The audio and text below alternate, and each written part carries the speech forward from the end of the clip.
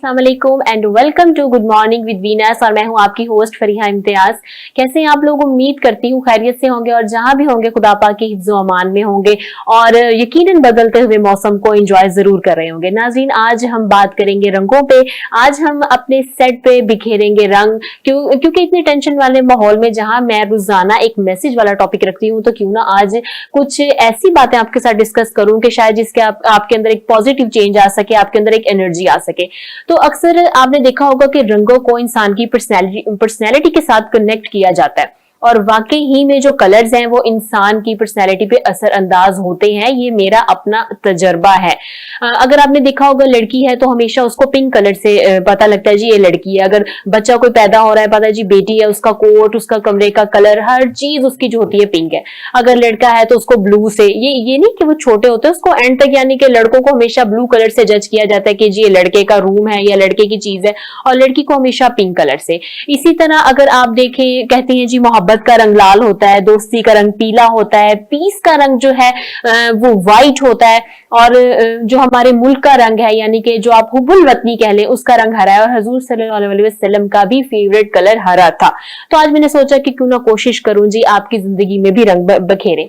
जब आप छोटे होते हैं तो आपको किसी चीज की रोक टोक नहीं होती, आप हर कलर पहन रहे होते हैं, ब्राइट भी, लाइट भी और पेस्टल कलर्स भी। फिर आपकी जब आप थोड़ा सा बड़े होते हैं, जवान में आते हैं, फिर आपके ऊपर रोक टोक शुरू हो जाती है। आपकी मदर आपको बोलती है नहीं जी ये कलर नहीं, अभी शादी के बाद ओहो इतना रेड कलर नहीं पहनना, ओहो इतना शॉकिंग पिंक कलर नहीं पहनना।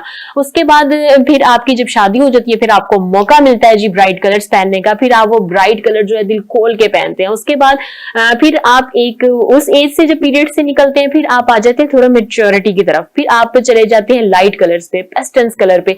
फिर आपको अगर कोई ब्राइट कलर गिफ्ट भी करता है तो आप कहते हैं नहीं नहीं अब मैं ये कलर कैसे पहन सकता हूँ जी, ये मेरे पे कैसे अच्छा लगेगा, लोग क्या कहेंगे, ये कौन से क्लास से बिलोंग करती है जी इतना डार्क कलर पहन दिया। तो कलर्स आपकी पर्सनैलिटी को बहुत ज्यादा लोगों के सामने भी बताते हैं कि आप किस पर्सनैलिटी के मालिक है। इसी तरह अगर मैं अपनी बात करती हूँ तो अगर मैं कुछ भी ना करूं, एक रेड कलर की खाली लिपस्टिक लगा लूं, उसके बाद मेरे अंदर एक अजीब सी पॉजिटिव जो है पॉजिटिविटी आ जाती है। मैं अपने आप के अंदर एक फुर्ती सी जो है ना फील करने लगती हूँ कि वाकई में कि कोई चेंज हो गया। और किसी दिन आप भी ये ट्राई करके जरूर देखिएगा। इस जो डार्क कलर्स होते हैं वो आपकी लाइफ पे पॉजिटिव जो है ना चेंज लेके आते हैं, आपके अंदर एक एनर्जी लेके आते हैं। आपकी कबर्ड से भी अंदाजा लगाया जा सकता है। अगर आपकी कबर्ड खोले उसके अंदर किस कलर की आपकी जो है ना कलेक्शन जमा की हुई है, उससे भी आपका पता लगेगा कि आप कौन सी पर्सनैलिटी के मालिक हैं। तो इस तरह सीरियसली जो कलर्स हैं वो आपकी पर्सनैलिटी को इनहेंस करते हैं। जो हमारे साथ मेहमान मौजूद हैं हम उनसे भी पूछेंगे क्या वाकई ही में वो इस बात से एग्री करते हैं कि कलर्स का इंसान की जिंदगी के ऊपर बहुत असरअंदाज होता है। वैसे तो मैं सबसे पहले उनका तारुफ करवाऊं, लेकिन मैं आपको बताती चलूंगी कि उस्ताद का दर्जा जो है वो किसी सूरत कम नहीं है। बहुत अल्लाह ताला ने इनको एक इज्जत वाला मकाम दिया है। लेकिन जो आज हमारे साथ मेहमान मौजूद हैं ये भी टीचर्स हैं, लेकिन ये जिन बच्चों को एजुकेशन दे रहे हैं उनके लिए, उनके हिसाब से इनकी रिस्पेक्ट हमारे लिए बहुत ज्यादा है। मैं सबसे पहले मेहमानों का तारुफ करवाती चलूं। हमारे साथ जो पहली मेहमान शख्सियत मौजूद है Mohammad Shahbaz Jilani, senior special education teacher है। उनके साथ मौजूद है miss Shahnaz Bano, principal government high school special education ब्राय जिस्मानी माजूरा। अस्सलाम वालेकुम सर। मैम बहुत शुक्रिया आप लोगों ने हमें टाइम दिया। सर आप कैसे रिलेट करते हैं कलर्स का वाकई में इंसानों की जिंदगी के ऊपर कोई इफेक्ट होता है? करते हैं और उनको अपनी ड्राइंग में यूज करते हैं। इस हवाले से कलर का इंसानी जिंदगी पे बहुत ज्यादा असर है। तो आपका अगर पूछा जाए आपका फेवरेट कलर कौन सा है? मेरा फेवरेट कलर अगर दीनी वाले से देखूं और वैसे भी तो व्हाइट है। ठीक है। अगर व्हाइट को लें तो नबी सल्लल्लाहु अलैहि वसल्लम हमारे जो नबी हैं उनके पसंदीदा कलरों में से एक कलर था। बिल्कुल ऐसे ही। तो अगर इसको थोड़ा सा डीपली देखें तो जब हजरत मरियम अलैहिस्सलाम को हजरत यीशु मसीह की बिशारत दी गई तो उनको भी जिब्राइल अलैहिस्सलाम ने सफेद लिली पेश किया था। तो सफेद रंग वैसे भी अमन और अमान का कलर है, तो मेरा फेवरेट कलर सफेद है। ठीक हो गया। अच्छा ये जो कहते हैं कि ब्लैक कलर ना पहनो जी आपका दिन बुरा गुजरेगा, अच्छी जगह पे जा रहे हो तो ब्राइट कलर पहन के जाओ, ऐसा कुछ है? नहीं, मेरे ख्याल में ये सिर्फ तोहमात है। ये ऐसी कोई ऐसी बात नहीं है। ठीक हो गया। मैडम आप बताएं आपका जो है कलर से रिलेटेड क्या कंसेप्ट है? देखिए जी, कलर तो हर इंसान की पर्सनैलिटी पे है, ये दुनिया है ही रंगीन। और क्योंकि हमारा ताल्लुक बच्चों से है, तो बच्चों की दुनिया तो वैसे ही रंगीन होती है। उनको तो देखें बचपन से लेके अब जो बच्चे छोटे होते हैं, मैं एक माँ भी हूँ, तो जब मेरे बच्चे छोटे होते थे तो अक्सर मैं ये कहती थी कि रेड कलर की शाल या रेड कलर का दुपट्टा मैंने उनके पंगूड़े के ऊपर डाल दिया, तो बच्चे ना बहुत ज्यादा खुश होके, खास तौर पर बॉय बेबी बहुत ज्यादा खुश होकर उससे खेलते थे। तो जरा ये कंसेप्ट देखिए, छोटे बच्चों को नहीं पता कि रेड कलर है या कौन सा कलर है, लेकिन वो उसको अट्रैक्ट करते हैं, तो उसको देख के मतलब वो अपना रिस्पॉन्स देते हैं, वो खेलते हैं, टांग मार रहे हैं, हाथ मिला रहे हैं, और कलकारियां उनकी मतलब चेंज हो जाता है एकदम ना रेड कलर को देख के। तो बचपन से ही दुनिया रंगीन है, बच्चों की दुनिया है ही रंगों से। ठीक है, आपका फेवरेट कलर कौन सा है? मेरा फेवरेट कलर ग्रीन है। ग्रीन कलर है, ठीक है। तो आपके अगर वार्डरोब में देखा जाए तो कितने हमें ड्रेसेस जो हैं वो ग्रीन मिलेंगे? कम से कम चार तो लाजमी है। अच्छा, ठीक हो गया। और आप भी इस मिथ पे यकीन करती हैं कि डार्क कलर जो है, ब्लैक कलर वो डल कर देगा? और ये नहीं, हर कलर जो है आप एंजॉय करती हैं या हर कलर जहाँ पे आप सेल्फ सेटिस्फेक्शन हो रही है ना, वो आप कलर पहने, आप लोगों की बातों पे ना जाए। अगर आपको ब्लैक कलर अट्रैक्ट कर रहा है, बेशक वो आपका कलर डार्क है, आप सामने रंग के, तो आपको ब्लैक पहने, लोगों की बातों पे मत जाए, क्योंकि आपके वो दिल को अच्छा लग रहा है। ऐसे तो हमें जो है ना ड्रेसेस और जो कलर्स है ना, अपनी चॉइस से अपनी सेल्फ सेटिस्फेक्शन करने के लिए चाहिए, लोगों की बातों पे ना जाए, लोग कभी खुश नहीं होते। बिल्कुल ऐसे ब्लैक कलर अक्सर पहने तो लोग कहते हैं इतनी अच्छी जगह पे जा रहे हो तो ब्लैक कलर क्यों पहने, लेकिन मेरी अपनी पर्सनल राय है, जो ब्लैक है ना उसमें ठहराव बहुत ज्यादा है। मुझे लगता है वो अगर पहन लेंगे तो आपकी पर्सनैलिटी जो है वो परफेक्ट तरीके से किसी के सामने इनहेंस हो सकेगी कि आप इस पर्सनैलिटी के मालिक। असल में ब्लैक कलर में थोड़ी सी हम खवातीन थोड़ी सी दुबली नजर आती हैं, हाँ, हो तो इसलिए भी हम खवातीन का जो ब्लैक कलर बहुत फेवरेट होता है। मे बी ऐसा हो, लेकिन फेवरेट कलर जो है मैं अपना बताऊं तो मेरा ब्लैक। हाँ, इसलिए मोस्टली खवातीन का ये ब्लैक कलर फेवरेट होता है। अच्छा शहबाज साहब, आप आपके प्रोफेशन की तरफ आ जाते हैं, माशाल्लाह अपने बारे में थोड़ा सा लोगों को बताएंगे आप? मैं एमफिल किया हुआ स्पेशल एजुकेशन में, और इस फील्ड के हवाले, इस फील्ड में आने से मुतल्लिक, चूँकि तालीम जो है ये अंबिया अलैहिस्सलाम का पेशा है, तो अंबिया की मिरास है तालीम जो। इस हवाले से मेरा शुरू से ये शौक था कि मैं एजुकेशन फील्ड में जाऊं, एजुकेशन और फिर ऊपर से स्पेशल एजुकेशन। तो ये अगर हम अपनी ड्यूटी ईमानदारी के साथ करें तो ये हमारे रोजगार के साथ साथ हमारी इबादत का एक जरिया भी है। बच्चों को तालीम देना और खुसूसन स्पेशल बच्चों को तालीम देना, ये हमारे लिए ईमान का दर्जा रखता है अगर इसको देखा जाए तो। अगर हम नीयत से पढ़ाएं, खुद से दिल से पढ़ाएं और बच्चों की उस नहज पे तरबियत करें जैसा ये समझते हैं कि ये हमारे बच्चे हैं, तो ये हमारे लिए आखिरत का भी जरिया है और दुनिया में तो निजात है ही है। और आप, मुझे लगता है कि जैसे आप स्पेशल बच्चों को पढ़ाते हैं तो आप माँ बाप के लिए भी एक हौसले का बाइस है। उनको जो बच्चे बोझ लग रहे होते हैं वो उनको फिर थोड़ा सा रिलैक्सेशन मिलती है कि नहीं, माशरे में कोई और लोग भी हैं जो हमारे साथ हमारे इस काम में हिस्सा डाल रहे हैं, पार्टिसिपेशन कर रहे हैं। तो मैडम, आपने जब इस फील्ड में आई हैं, आपको कितना अरसा हो गया है बच्चों को एजुकेशन? मुझे तकरीबन 2006 से हूँ। अच्छा, तो 19 साल तकरीबन हो चुके हैं मुझे। तो असल में मेरे ना इस फील्ड में पहले आने का तो कोई चांस नहीं था। मेरे फादर भी डेफ बच्चों के टीचर थे, उस वक्त SOM का डेजिग्नेशन होता था, वो SOM रहे हैं, फिर जो हेडमास्टर बने हैं, और मेरे दादा भी टीचर थे, हेडमास्टर रहे हैं, मेरे परदादा भी टीचर थे। तो मतलब हमारी फैमिली में ये टीचिंग है, तो टीचिंग मुझे पसंद थी, लेकिन कॉलेज लेवल पे पसंद थी। फिर जब मैंने अपने इर्द गिर्द माहौल में देखा, कुछ हमारे मतलब फैमिली में इस तरह प्रॉब्लम्स आए कि इन बच्चों को बहुत निगलेक्ट किया जा रहा है। बिल्कुल ऐसे ही होता है। तो फिर मैंने सोचा कि क्यों ना मैं अपने फादर का पेशा अख्तियार करूं। पहले मैं आपको बता दूं, मैंने FSC की, फिर मैंने BSc की थी, नेक्स्ट मेरा MSc करने का इरादा था। लेकिन क्योंकि जब मैंने अपने इर्द गिर्द देखा, मैं इस फील्ड में ज्यादा अच्छा कर सकती हूँ, तो फिर मैंने जो ना MS स्पेशल एजुकेशन किया। अच्छा, अगर अपने बच्चों को भी कभी चोट लगती है तो आपको बड़ा हर्ट होता है, तो कभी आपको देखें अगर कभी टांग पे चोट लग जाए, उसको उठ के जाने में कहीं प्रॉब्लम होती है, तो हम कितना जो है माएं फील करती हैं कि यार जल्दी से ठीक हो जाए हमारा बच्चा। तो जब आप ऐसे बच्चों को एजुकेशन देती हैं तो आपको, आपकी फीलिंग्स क्या होती है? बहुत दुख होता है इन बच्चों को देख के, लेकिन फिर वो ये है कि अल्लाह ताला की मर्जी है, कि उनकी मर्जी, अल्लाह ताला की मर्जी के आगे हम कुछ नहीं कर सकते। हम तो दुआ गो हैं कि अल्लाह ताला हर माँ बाप को सेहतमंद बच्चे दे। आमीन आमीन। क्योंकि जो माँ बाप इन बच्चों से डील कर रहे होते हैं ना, ये दुख वही जान सकते हैं। हम सिर्फ उनको मतलब तसल्ली दे सकते हैं और कुछ नहीं कर सकते। लेकिन ये है कि अल्लाह ताला की मखलूक है, ये भी बिल्कुल ऐसे। लेकिन अब आप इसमें भी देखें तो बहुत सारी ऐसे सोशल मीडिया पे हम न्यूज देखते हैं, जो माजूर बच्चे हैं उन्होंने एक कोई रिकॉर्ड्स ब्रेक किए हुए, कोई रिकॉर्ड बनाए हुए, वो सिर्फ एक टीचर्स की वजह से, माँ बाप की अप्रिसिएशन की वजह से। ये कुछ हमारे मुआशरे में जहाँ उनको सपोर्टिव लोग मिलते हैं, वहीं उनको कुछ लेग बुलिंग्स करने वाले, उनका जो मोरल डाउन करने वाले लोग भी होते हैं, तो उनको नजरअंदाज करें, अपनी हिम्मत और अपना हौसला जो है वो बुलंद रखें। अच्छा सर, आप बताएं कितने इदारे काम कर रहे हैं मुल्तान में इस टाइम? इस वक्त मुल्तान में 14 इदारे स्पेशलाइजेशन काम कर रहे हैं, जिनमें एक डिग्री कॉलेज भी है। ठीक है। तो यहाँ 5 कैटेगरीज को डील किया जाता है। ठीक है। जिनमें जो हमारा स्कूल है वो जिस्मानी मजबूर बच्चों का है। अच्छा। उसके अलावा विजुअल इम्पेयरमेंट बच्चे हैं, हेयरिंग इम्पेयरमेंट बच्चे हैं, मेंटली चैलेंज बच्चे हैं और स्लो लर्नर हैं।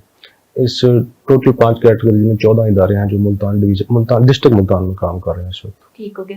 तो जैसे आपने बताया हेयरिंग है, शोल्डर वाली, तो इसमें टीचर्स की भी अलग अलग कैटेगरीज होंगी? जी, हर फील्ड का अलग स्पेशलाइज्ड टीचर है। अच्छा, और टीचर्स को कोई पहले कोर्स वगैरह करना पड़ता है स्टडी के साथ, उनको समझाने के लिए, बताने के लिए, या आप खुद उनको ट्रेन करते हैं? नहीं, गवर्नमेंट की एक पॉलिसी है कि वो एटलीस्ट मास्टर्स मास्टर हो उसी फील्ड में, उनकी जो स्पेशलाइज्ड फील्ड है, चाहे वो विजुअल का हो, हेयरिंग का है, हेयरिंग का है, या मेंटली रिलेटेड का है, तो उसने एटलीस्ट उसकी मास्टर्स हो, मास्टर्स किया हो उसने अपनी फील्ड में। ठीक है। उसके बाद फिर पीपीएससी के थ्रू उनकी रिक्रूटमेंट होती है। आपके पास कौन सा सेक्शन है?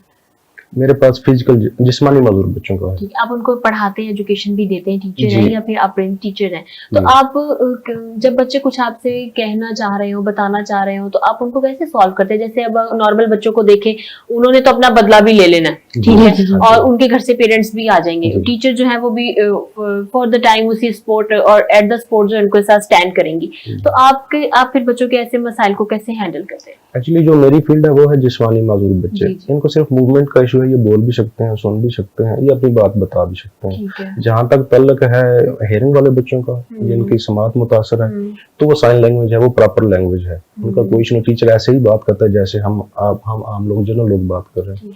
ब्रेल वाले बच्चे में वो भी बोल के बता सकते हैं। तो इस तरह उनको ये हाँ अग्रेशन में है, उनको थोड़ी सी ये महरूमियां फील होती हैं कि मैं चल नहीं सकता, मैं बोल नहीं सकता, लेकिन बीइंग अ टीचर हम फिर उस साथ ये रिजॉल्व करते हैं। उस हवाले से हमारे पास साइकोलॉजिस्ट हैं, फिजियोथेरापिस्ट हैं, आईपीज हैं, इंस्ट्रक्टर फिजिकल एजुकेशन है, वो फिर उनकी एबिलिटी के अकॉर्डिंग उनको फिर वो डील करते हैं। कभी ऐसा बच्चा है जो आपके पास आके उसने कहा हो कि मतलब कि शायद मैं वैसा क्यों नहीं हूँ जैसा दूसरे बच्चे, ऐसा कभी हुआ? बज़ाहिर ऐसा होता है कि बच्चे बोल के तो नहीं कहते, लेकिन उनको अंदर से कोई फील हो रहा होता है कि मुझ में ये कमी जरूर है। तो फिर आप उनका कैसे पुशअप करते हैं? वही आपका पहला क्वेश्चन, हम कलर के हवाले से उनको थोड़ा सा डील करते हैं। कलर के हवाले से उनकी सेटिस्फेक्शन, फिर उनको हम ये बताते हैं कि बेटा अगर आप में ये चीज नहीं है तो आप में ये चीज तो है, आप लिख अच्छा सकते हो, आप सोच अच्छा सकते हो, आपकी क्रिएटिविटी है।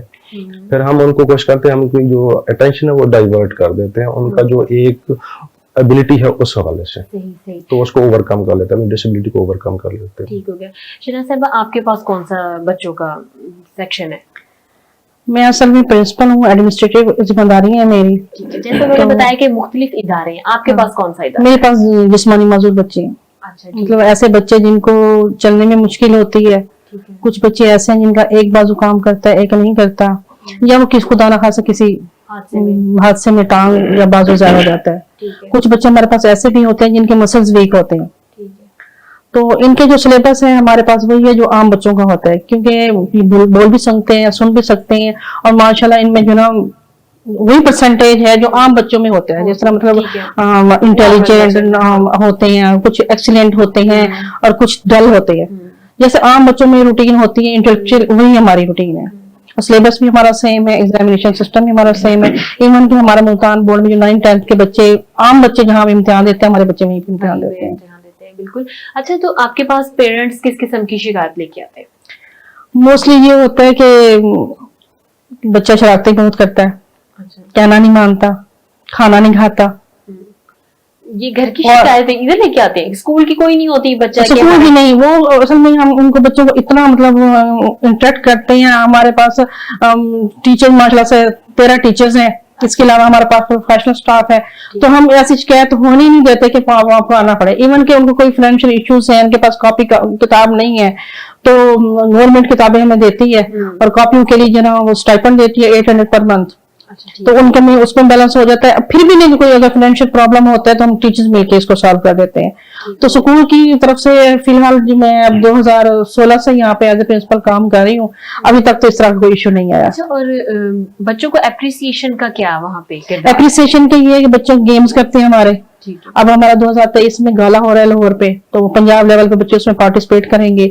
और एनुअली हमारा 3 दिसंबर को हम फंक्शन करवाते हैं, बच्चों के में कंपटीशन करवाते हैं।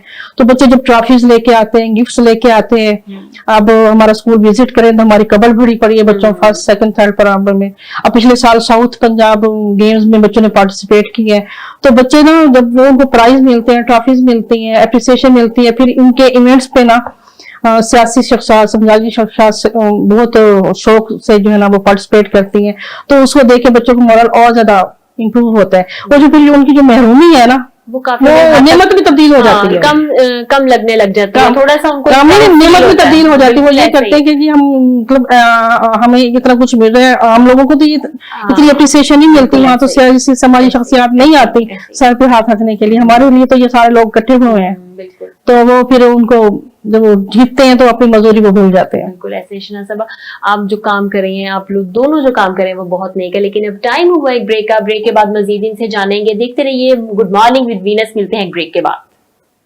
वीनस ग्रुप ऑफ कंपनीज, क्या आप अपने माली अहदाफ तक पहुंचना चाहते हैं? तो फिक्रमंद होने की कोई जरूरत नहीं, क्योंकि वीनस ग्रुप ऑफ कंपनीज आपके लिए एक ऐसा प्लेटफॉर्म है जहां आप अपने माली अहदाफ तक बआसानी पहुंच सकते हैं।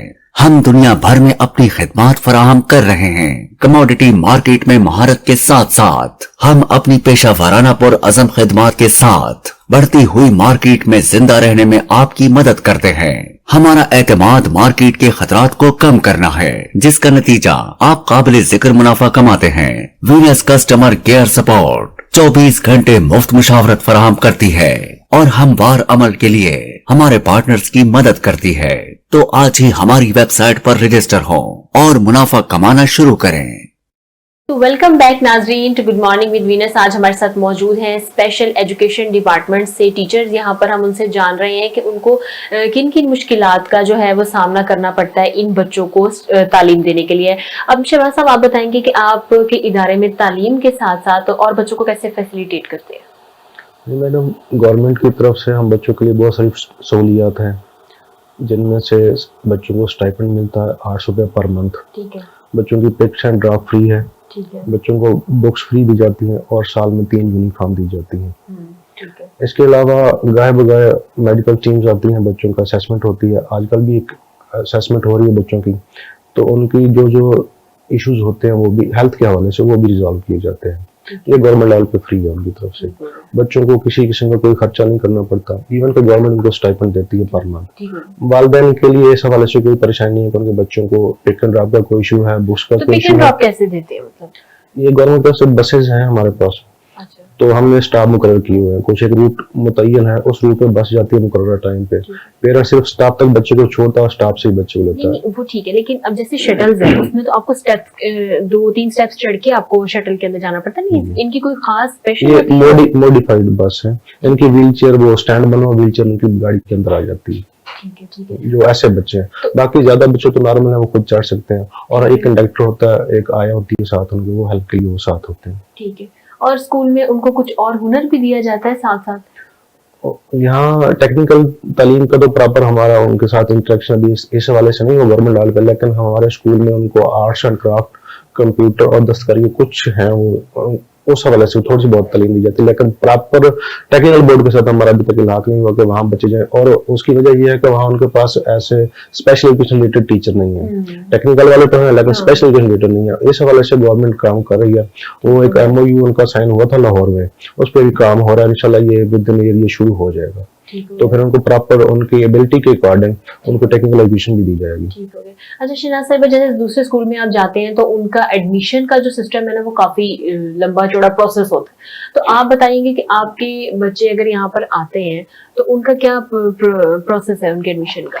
एडमिशन के हवाले से हमारा बहुत ही सिंपल है, क्योंकि ना तो हमारी कोई फीस स्ट्रक्चर है, ना ही कोई हमने कोई ऐसी कंपल्शन लगाई हुई है। जस्ट बच्चे का बेफाम होना चाहिए और वालिद का आईडी कार्ड होना चाहिए। ये दो चीजें लेके जब हमारे पास बच्चे आ जाते हैं तो हम उनका एडमिशन दे देते हैं। और दूसरे स्कूल में तो होता है जी सेशन वाइज एडमिशन होते हैं, लेकिन हमारे यहाँ जो है ना पूरा साल चलते हैं एडमिशन।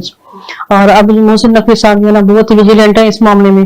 उन्होंने कहा जी आप बकायदा कंपेन चलाएं, इवन जिनके बेफाम नहीं है उनको भी इनरोल्ड करें और बाद में उनके बेफाम बन जाएंगे। ठीक हो गया।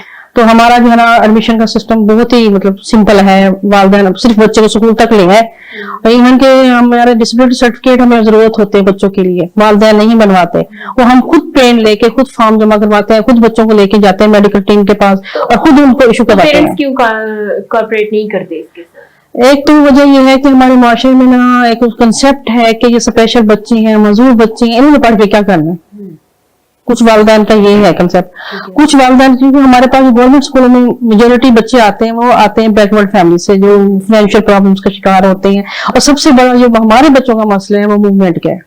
अब एक व्हील चेयर बच्चे होल्डर जो बच्चे है वो मोटरसाइकिल पे तो नहीं ट्रैवल कर सकता, उसको लिए एक प्रॉपर बस चाहिए। हमारे स्कूल में बस है जिसपे लिफ्ट लगी हुई है, और लिफ्ट पे हम व्हील चेयर जाती है, वो लिफ्ट ऊपर होती है, बस में बच्चा चला जाता है और उसी लिफ्ट से बच्चा बाहर आ जाता है। अब ये फैसिलिटीज बाकी जगहों में तो नहीं है, तो इसलिए फिर पेरेंट्स का ये होता है वो जितना बर्डन डाल सके स्कूलों पे डाल, इदारे पे डाल दें। हाँ। तो फिर उनको हमें करना पड़ता है। अगर हम नहीं करेंगे तो फिर कौन करेगा। आप ये समझ लें कि पेरेंट्स तो काम है इन बच्चों को पैदा करना और हम उनको गोद लेते हैं।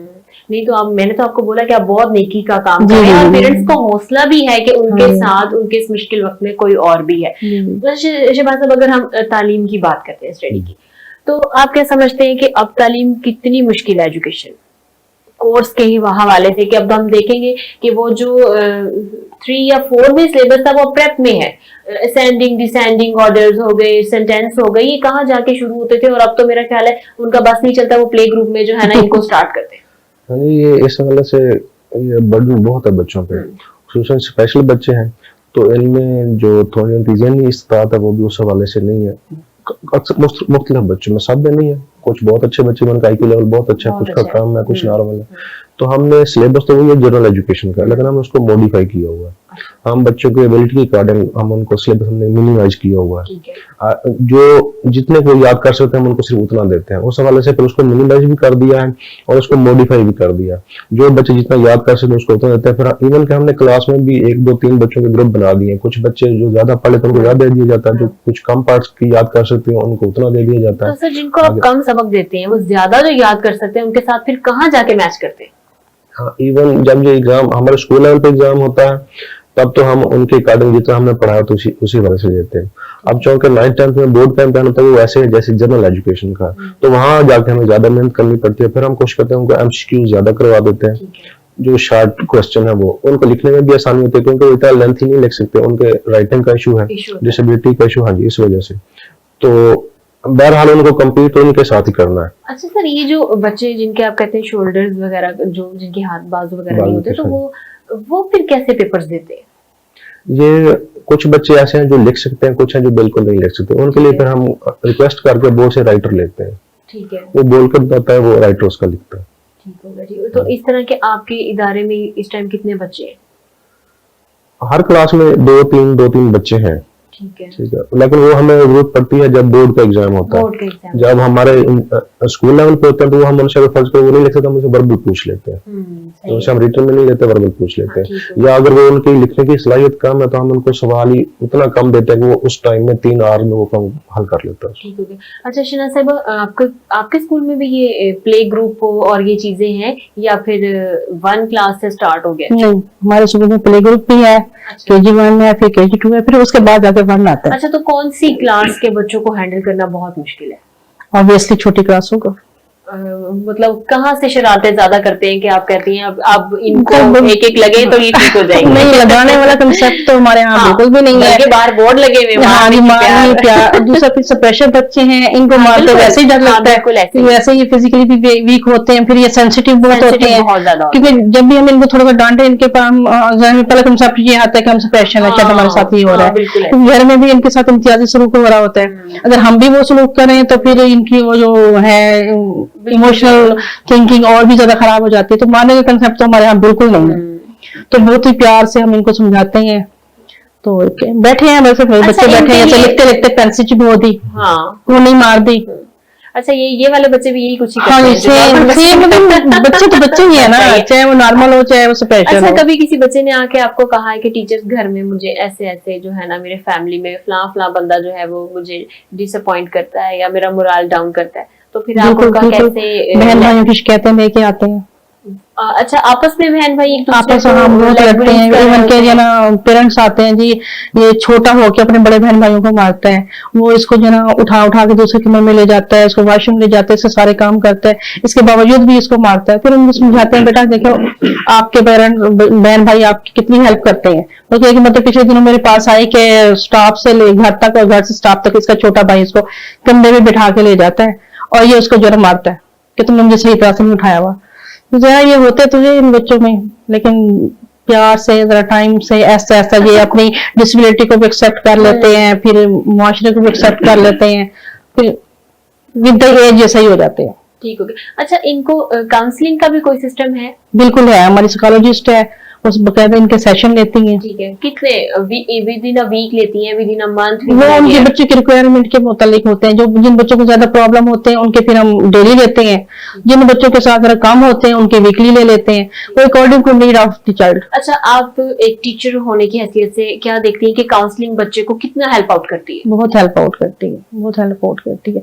इवन कि हमारे पास एक बच्ची थी 10th क्लास में, ठीक है। तो इतनी मतलब डिसहार्ट हुई थी, वो कहती थी कि मैं कहीं भी अपने घर से चली जाऊं, मतलब उसको अपने बहन भाइयों से इतनी ज्यादा शिकायत थी। और माँ भी इस एज पे पहुंची थी कि मैं उसको किसी एनजीओ को, किसी इदारे को दे दूं।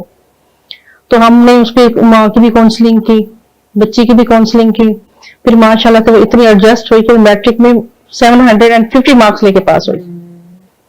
तो उसको बेसिकली इशू क्या था? बेसिकली इश्यू उसका यह था कि उसकी मदर की सेकंड मैरिज थी, तो उसके स्पेशल होने की वजह से उसके बाप ने उसकी माँ को तलाक दे दी थी। तो उसकी सेकंड मैरिज हुई तो उसको ये लगता था कि मैं स्पेशल हूँ, तो मेरे बाप ने मेरी माँ को छोड़ दिया है, हाँ, अब मैं स्पेशल हूँ तो मेरे बहन भाई शायद डिप्रेशन में वो हाँ डिप्रेशन में चली गई। बार बार उसको ये गिल्ट था कि मेरी वजह से मेरी माँ को डिवोर्स हुई है।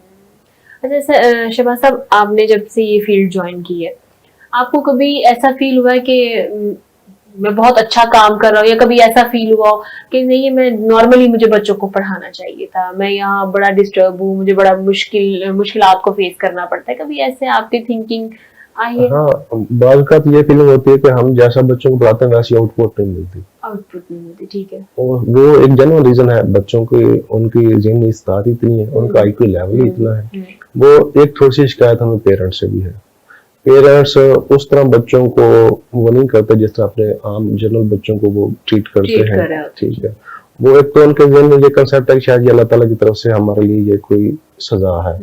ऐसा बिल्कुल नहीं है, अल्लाह ताला की नेमत है, उसने अगर किसी को ठीक पैदा किया या किसी को ये किया, उसकी हर काम में कोई हर काम में मसलहत होती है। अगर हम उसको पॉजिटिव वे में सोचें तो उस हवाले से हम बच्चों को बहुत आगे लेके जा सकते हैं। इसके लिए हमें पेरेंट्स का थोड़ा सा साथ चाहिए। डिसहार्ट तो खैर नहीं कह सकते, लेकिन डिसअपॉइंट कभी कभी हम होते हैं कि हम बच्चों को जैसा हम पढ़ा रहे हैं वैसा बच्चे नहीं पढ़ते। कुछ हमें भी नेग्लिजेंसी है, ये बात नहीं है, लेकिन उन बच्चों को मेरा ख्याल है हैंडल करना नॉर्मली बच्चों से थोड़ा मुश्किल है, क्योंकि वो सेंसिटिव बहुत ज्यादा होते हैं। जहाँ हम दूसरे बच्चों को समझा सकते हैं अगर ये नहीं किया तो ये कर दूंगी मैं, लेकिन इन बच्चों को हम ये नहीं कह सकते। इमोशंस को इनके जो है हमें ही हैंडल करना होता है। इमोशनली इनको बहुत इशू है, हार्श बहुत हैं बच्चे, बहुत ज्यादा वो एग्रेशन उनमें बहुत ज्यादा है, उनको डील करने के लिए फिर हमें थोड़ा सा करना पड़ता है। अच्छा सर, आप मैसेज क्या देना चाहेंगे इनके पेरेंट्स को या बच्चों को? सबसे पहले तो ये कि इनको भी अपनी नेमत समझे, अल्लाह ताला की एक नेमत समझे, इनको भी वैसे ही समझें जैसे आपके जन्म बच्चे हैं। इनके लिए अगर आप दुनिया में अगर आप तगदो करें तो अल्लाह ताला इसका सिला देगा आपको। तो इनको जितनी हम कोशिश करते हैं, अगर पेरेंट्स भी उतनी कोशिश करते हैं, हम इनको मुफीद शहरी बना सकते हैं, हम इनसे वैसे ही आउटपुट ले सकते हैं इन द फ्यूचर जैसे कि जनरल बच्चे कर रहे हैं। तो वालिदैन से गुजारिश है, हम भी कोशिश कर रहे हैं, वो भी कोशिश करें, और खुसूसन ये मुआशरा हमारे माशरे में भी अलमिया है कि हम इन बच्चों को थोड़ा सा बालकात हकारों से देखते हैं, उल्टे नामों से पुकारते हैं। तो अगर हम ये सोचेंगे अगर इस बच्चे की जगह मेरा बेटा बेटी होती तो फिर क्या फील होता। बिल्कुल ऐसे। अगर हम इसको एम्पैथी की तरफ ले जाएं तो मेरे ख्याल में हम इन बच्चों के लिए बेहतर कर सकते हैं, बेहतर से बेहतरीन कर सकते हैं। बिल्कुल ऐसा ही है। शहनाज साहिबा, आप जो टीचर्स आपके स्कूल में पढ़ा रही होती हैं, कभी आप उनको राउंड लेते हुए देखा है कि वो बच्चों से कोई ऐसा मतलब सख्त तरीके से ट्रीट कर रही हो उनको, या फिर सब टीचर्स जो हैं वो उनको मैं पहले से ट्रेन किया गया है कि आपने बच्चों के साथ जो है इसी एक ट्यून में चलना है? एक तो ये है कि हमारा जो ना ट्रेनिंग ऐसी है कि टीचर्स ऐसा करती नहीं है। दूसरा ये है कि हर कमरे में, हर क्लासरूम में हमने कैमरे लगाए हुए हैं, जिसके कंट्रोल रूम मैंने अपने ऑफिस में रखा हुआ है। तो हर क्लास को मैं अपने रूम में बैठ के, लेकिन हमने बहुत सारी जगह ऐसे देखी कैमरे लगे हुए हैं लेकिन वो चलते नहीं है। ऐसा नहीं, तो हमारे स्कूल में चलते हैं, चलते हमारे हैं। स्कूल में चलते हैं। इवन कि हमने बसेस में भी कैमरे लगाए हुए ठीक है। हैं, तो उसका भी हम जो ना डेली बेसिस पे हमारी कंप्यूटर इंस्ट्रक्टर हैं, उसको चेक करते हैं कि रास्ते में बच्चे के साथ कोई गलत काम तो नहीं हुआ। इवन के बच्चे भी माशाल्लाह हमारे इतने ट्रेंड हो गए हैं कि अगर कोई उनको उंगली भी दिखाता है तो अगले दिन आकर हमें बताते हैं कि हमारे साथ ये मसला है। दूसरा हमारे ना तकरीबन जो न्यू भर्तियां होती हैं तो 3-3 महीने की इनकी ट्रेनिंग्स होती है, यानी एजुकेशन एमए स्पेशल एजुकेशन होने के बावजूद भी वो बहुत जरूरी 3 है। महीने की वो ट्रेनिंग्स होती है। फिर जब हमारी प्रमोशन होती है फिर हमारी ट्रेनिंग्स होती है। इसके अलावा जो मतलब है न्यू इंट्रेंट्स है 10 साल से जिनकी कम है तो उनके तकरीबन हर साल इनकी ट्रेनिंग्स के लिए और बुलाया हमने जाता अक्सर है। गवर्नमेंट स्कूल में देखा है जो के टीचर्स ने अगर उन्होंने कहा है कि हमें गवर्नमेंट की जॉब मिल गई है, हम जाए ना जाए जी हमें जो है हमारी सैलरी मिल जाएगी, ऐसा कोई सिस्टम है? ऐसा सीन नहीं है। रूल्स एंड रेगुलेशंस हैं आपकी, कोई बायोमेट्रिक वहां पे बायोमेट्रिक अटेंडेंस हमारी होती है, जिसका कंट्रोल रूम हमारा हेड ऑफिस में है। डेली बेसिस पे हमारी अटेंडेंस फर्स्ट टाइम भी और सेकंड टाइम भी वहां से मॉनिटर होती है। और सुबह के टाइम हमें व्हाट्सएप पे पिक्चर्स भेजनी होती है, कितना स्टाफ हमारा मौजूद है, कितना एब्सेंट है, कितने बच्चे आए हुए हैं, कितने बच्चे नहीं आए हुए। डेली अटेंडेंस भी जाती है और स्टाफ की सबकी बायोमेट्रिक अटेंडेंस है जो रोजाना मॉनिटर होती है लोअर में। ठीक है। आपके इदारे में इस टाइम कितने बच्चे आपके? मेरे इदारे में इस वक्त 107 बच्चे इनरोल्ड है। ठीक है, 107। हाँ जी। कम नहीं है ये तादाद? देखिए अब डिसेबिलिटी वाइज देखें तो हमारे जो फिजिकल डिसेबिलिटी है, आप इंटरनेशनल उसमें भी देखते हैं तो 7% बच्चे हमारे जो है ना फिजिकल डिसेबल्ड होते हैं। तो बाकी जो एक्सीडेंट वगैरह में होते हैं वो तो ग्राउंड वापस होते हैं, तो उनको तो स्कूलिंग की जरूरत नहीं होती। तो हमारे पास तो वही बच्चे आते हैं जो जिनको खुदा न खास्ता यंगर एज में कोई एक्सीडेंट हो जाता है या बाई बर्थ होते हैं। ओके ओके, ठीक है। तो इसलिए जो है ना एजुकेशन में तो हमारे पास 7% डिसेबिलिटी है, ठीक हो गया। और सबसे ज्यादा डिसेबिलिटी की रेशियो है वो डेफ में है। ठीक है। आप क्या मैसेज देना चाहेंगी पेरेंट्स को? मैं या पेरेंट्स को टीचर्स ये या मैसेज स्टूडेंट्स दूंगी को? कि खुदारा हम बच्चों पे तवज्जो दें, जैसे आप बाकी बच्चों को किताबें लेके देते हैं, कपड़े लेके देते हैं, उन्हें पिक एंड ड्रॉप देते हैं, उनके कंसर्न होते हैं कि हमारा बच्चा इंजीनियर डॉक्टर जो कुछ बन जाए, तो ये बच्चे भी बन सकते हैं अगर आप इनको भी उन्हीं बच्चों की तरह समझे।